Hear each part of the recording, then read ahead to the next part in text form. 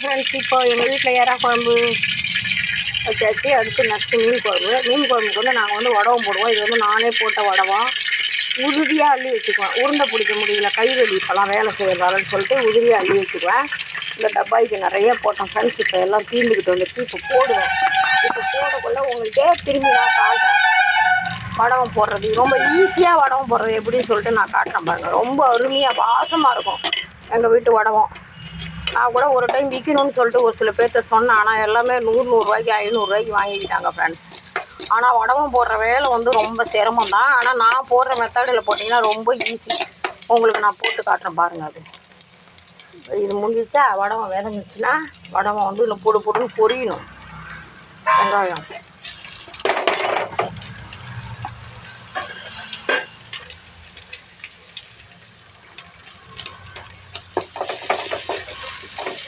அதுதான் வடகம் பொரிஞ்சு வச்சு பாருங்க. கலர் மாதிரி முருகலாக வந்திருக்கும்.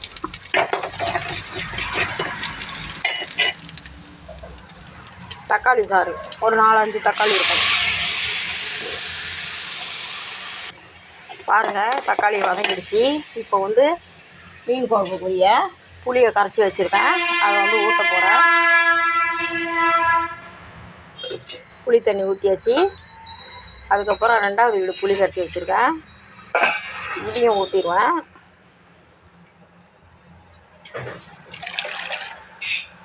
பாருங்கள், வேறு எதுவும் மாங்காய் எதுவுமே போல் பாருங்கள். புளி தண்ணி ஊற்றுனதுக்கப்புறம் பாருங்கள், அதே மெத்தடு மிளகாத்தூள், மஞ்சத்தூள், காரம் மிளகாப்பொடி, பெருங்காயம், கொத்தமல்லி தூள், கல்லுப்பு அப்படியே தொடச்சி இதை கொட்டிட வேண்டியதான். அதுதான் மீன் குழம்பு முக்கால்வாசி ரெடி.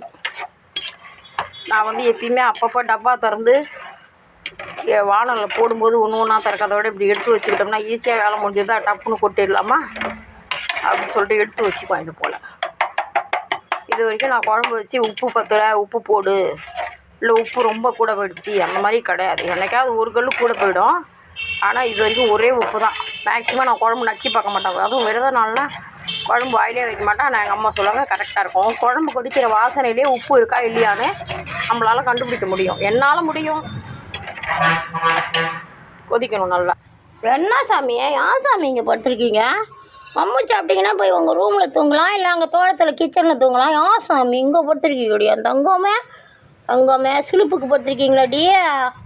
சோறுடி, இந்த பந்தை போட்டு ஒரு நாளைக்கு குழம்பு வச்சுருண்டிய பந்து குழம்புடி ஒரு நாளைக்குடி. சோறுடி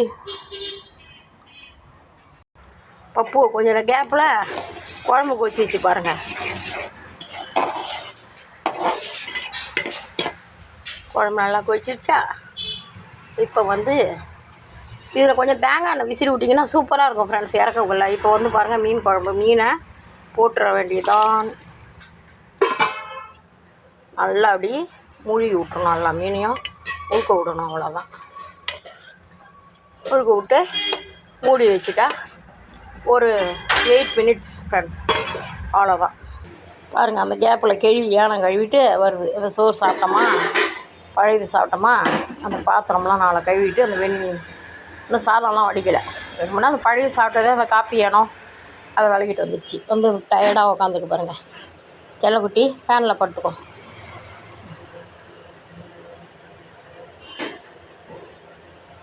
அப்பா எனக்கு வந்து ஃப்ரெண்ட்ஸ் ஒரு கொஞ்சம் நாளாக உடம்பு சரியில்லை. என்னன்னா நான் கீழே குனிஞ்சேன்னா மயக்கம் வருது. அதனால் நான் யானை வளர்க்கறதை விட்டுட்டேன். வீடு கூட்டுறதை விட்டுருக்கேன் ஒரு 3 இயர்ஸாக. அப்புறம் வீடெல்லாம் கட்டி முடிச்சு டிப்ரெஷன்லாம் போய் ரெஸ்ட் எடுத்தால் அந்த நோய் சரியாயிடும் டாக்டர் சொல்லியிருக்காரு. அதனால் எங்கள் அம்மா தான் இப்போ 2-3 இயர்ஸாக யானை வளர்க்குறது வீடு கூட்டி தருது எனக்கு. நானும் ஒரு டைம் செய்வேன். ஆனால் அவங்க தான் அதிகமாக செய்கிறாங்க. இப்போ வாங்க, மீன் குழம்பு கொதிக்குதும் போய் பார்க்கலாம். இங்கே அனலாக இருக்குதுன்னு சொல்லிட்டு அங்கே போய் ஃபேனில் உக்காந்தேன். கொஞ்சம்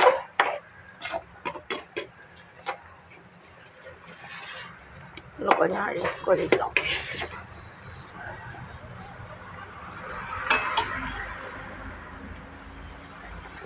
இந்த நுரை கொஞ்சம் கலர் மாறணும். அது வரைக்கும் கொதிச்சா இறக்குற வேலை தான் ஃப்ரெண்ட்ஸ். அவ்வளோதான் ஃப்ரெண்ட்ஸ். குழம்பு கொதிச்சிச்சு. மீன் குழம்பு இறக்க போகிறோம்.